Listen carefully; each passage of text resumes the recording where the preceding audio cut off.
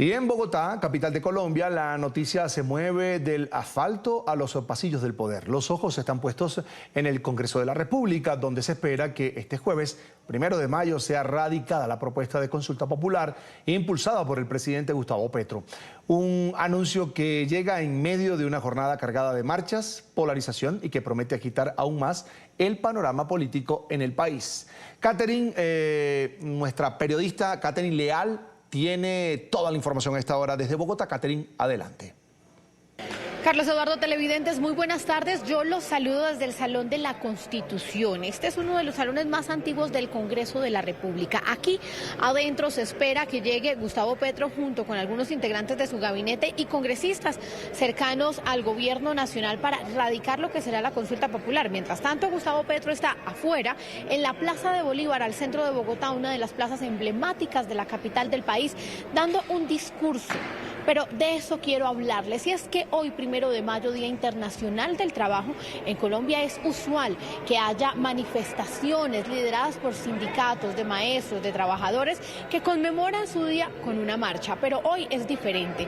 Esta es una marcha que ha liderado directamente el gobierno nacional y que tiene una intención: promover una consulta popular, que es un mecanismo de participación ciudadana, pero que está siendo impulsada por el gobierno. Todo esto para que los colombianos salgamos a votar si estamos de acuerdo o no con una serie de propuestas que traerá aquí el gobierno nacional y que giran en torno a nuestro sistema laboral. Unas mejoras, dice el gobierno, que podrían estar colaborándole, ayudándole al trabajador, pero que realmente tiene bastantes críticas. Pero miren, ¿por qué quiero hacer un énfasis en las marchas, Carlos Eduardo? Y es que estas marchas son diferentes. El gobierno incluso ha traído a cientos de indígenas, la considerada minga indígena desde el Cauca, para que hoy estén acompañando esta marcha. Una práctica que se ha convertido en algo usual por este gobierno y que está siendo cuestionada no solamente por los costos que esto representa del traslado, el mantenimiento de estos cientos de miles de personas que llegan hasta acá, sino también porque incluso se habla de estar utilizando a los indígenas para beneficios no políticos, sino electorales, de cara a 2026. En desarrollo de las actividades de análisis del riesgo en el entorno de la Plaza de Bolívar para el desarrollo de la conmemoración del 1 de mayo, la Alcaldía Mayor ha identificado que los accesos y salidas de la plaza están restringidos a un solo punto en el costado norte de la carrera séptima. Es por esa razón que hemos pedido a la Presidencia de la República y a los organizadores del evento que se habiliten más rutas de acceso y evacuación con el fin de tener mayor capacidad de atender cualquier emergencia que suscite y disminuir el riesgo de que ocurran eventos que puedan afectar la conmemoración. No pueden negarle al pueblo que se pronuncie, y el pueblo es el poder supremo sobre el legislativo y el ejecutivo.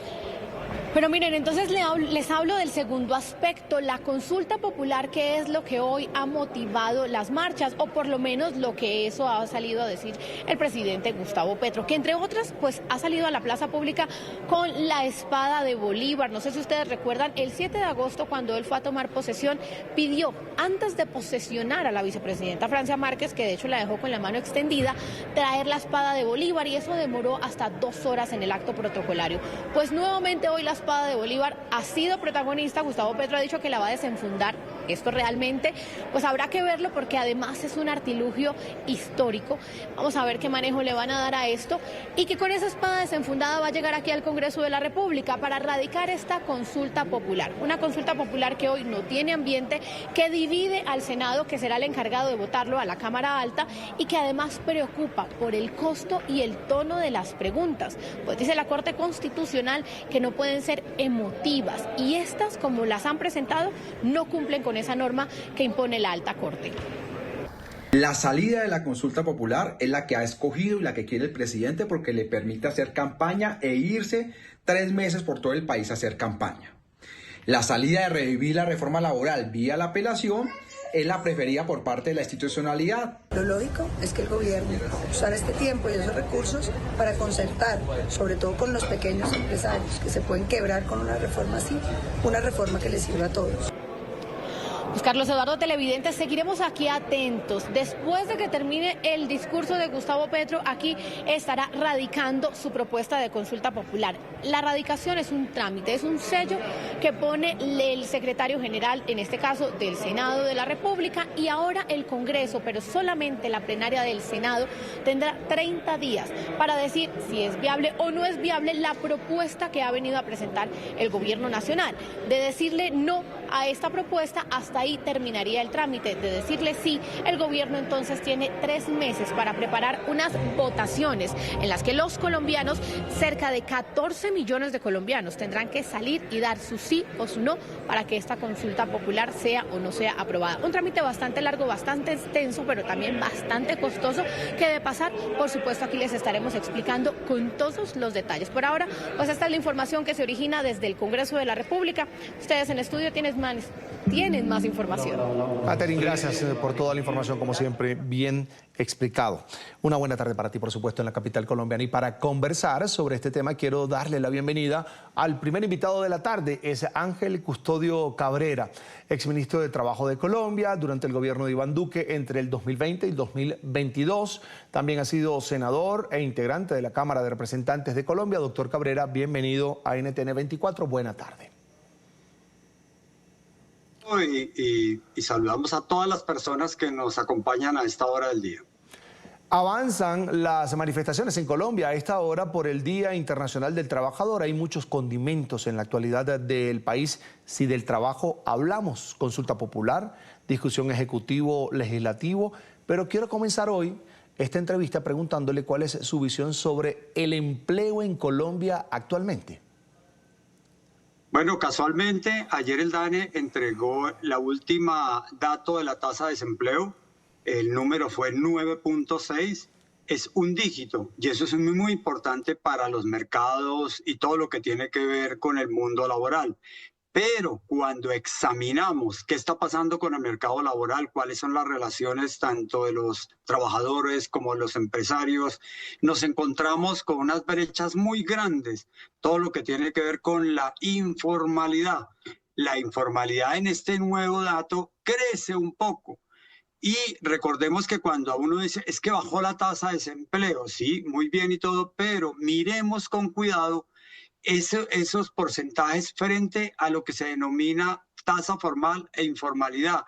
El DANE suma las dos cosas, o sea, el que está ocupado.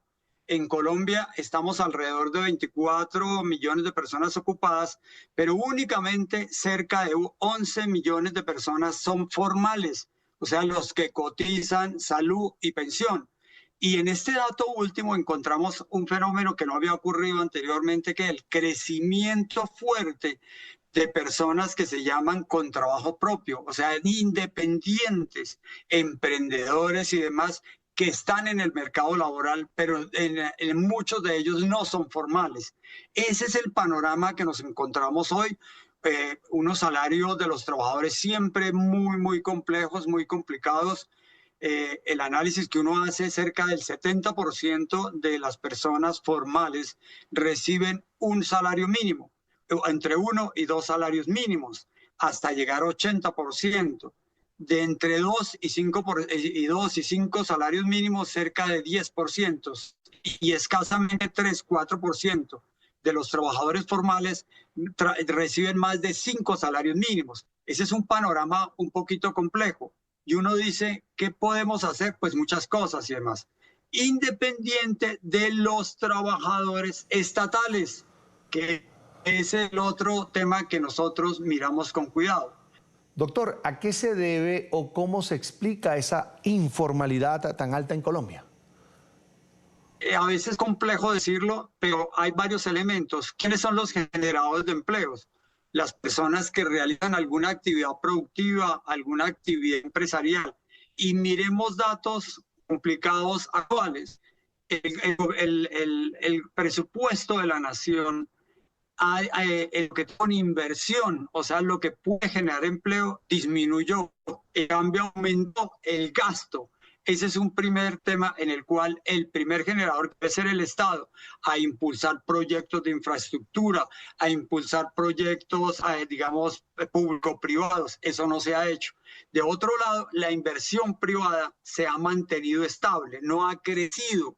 Vemos que los que digamos, generan un poco de empleo en este análisis último del DANE, encontramos las actividades de creación y de entretenimiento, o sea, conciertos, partidos de fútbol, que eso genera muy fuerte, digamos, empleo.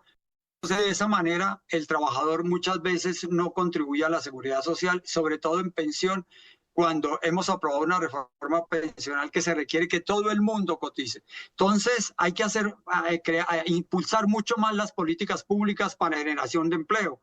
Uno de los temas que nosotros creamos es, por ejemplo, incentivos tributarios para generar empleo. Yo recuerdo que nosotros dejamos una actividad que se llama economía naranja. Eso se perdió.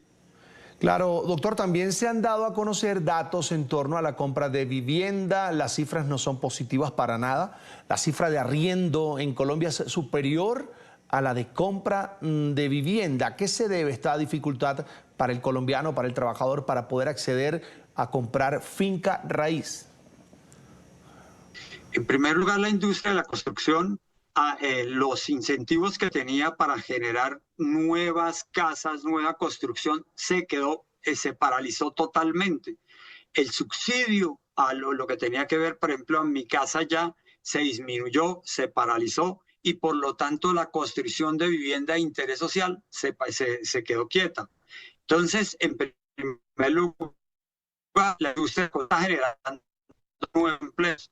De otro lado, el otro que siente la gente en el común, la gente es que está ocurriendo de que hay una inestabilidad económica y yo no prefiero arriesgarme a tener una vivienda nueva porque me sale más caro, no la puedo pagar y la inestabilidad en algunos puestos de trabajo y demás genera esa coyuntura actual y entonces yo prefiero igual salir rápidamente de ese estado y no tener una vivienda propia con unos costos mucho más altos. Ahora hablemos de las condiciones actuales del empleo en Colombia. ¿Cómo son hoy comparado con lo que el presidente Petro impulsa por medio de esa polémica consulta popular? Bueno, el gobierno nacional se ha empeñado en volver a reactivar el tema de los recargos nocturnos en todo lo que tiene que ver con los dominicales, el trabajo en días festivos y demás. Pero hay algo muy curioso. Se acabaron de presentar proyectos de ley en esa línea. Otros grupos, otros miembros de diferentes partidos. Y el gobierno ha colocado mensaje de urgencia. O sea, sí quiere sacar adelante todo eso que tiene que ver con los recargos nocturnos, repito, el tema de los dominicales. Eso afecta a las grandes empresas, no le veo uno mucho inconveniente. ¿A quién va a afectar? A las pequeñas y medianas empresas. Entonces, el Congreso tendría que hacer un ajuste en ese sentido para no afectar a un restaurante, a una peluquería, a una panadería que quieren generar empleo. Ese es el primer punto. La mayoría de las preguntas que ha colocado en la consulta popular por el gobierno nacional, curiosamente, muchos de esos temas se pueden hacer vía decreto y prefiere hacerlos y llevarlos a una consulta. Llama la atención fuertemente esa situación. Coloco un ejemplo muy concreto. Pregunta número 11. Dice la informalidad de varios sectores y uno en particular, madres comunitarias. Y al señor presidente y al grupo del gobierno se les olvida que las madres comunitarias hoy están totalmente formalizadas. Ley 1607, artículo 37, numeral 2, quedaron formalizadas desde el año 2013-2014. Uno dice, ¿para qué coloca esa pregunta ahí? Entonces uno empieza a dudar de la credibilidad por parte del gobierno de dichas preguntas. De otro lado, otros que se pueden hacer por decreto. Todo lo que tiene que ver con el tema de mujeres, con el tema, inclusive un bono especial, digamos la vejez de campesinas. Eso ya está en la ley de pensiones. Entonces yo no entiendo por qué lo lleva a una consulta si ya lo tiene. Y además tiene un costo fiscal muy alto. Uno entiende que dentro de la ley de pensiones habrá recursos para financiar ciertos sectores sociales. Entonces uno concluye que muchos de esos temas planteados en la consulta popular eminentemente tienen un tinte, no quiero utilizar la palabra populista, ni político, pero un tema que no tiene que ver nada en el sentido, haga su tarea, utilice los instrumentos legales como son los decretos y a trabajar y cúmplale al país como lo prometió en su plan de gobierno.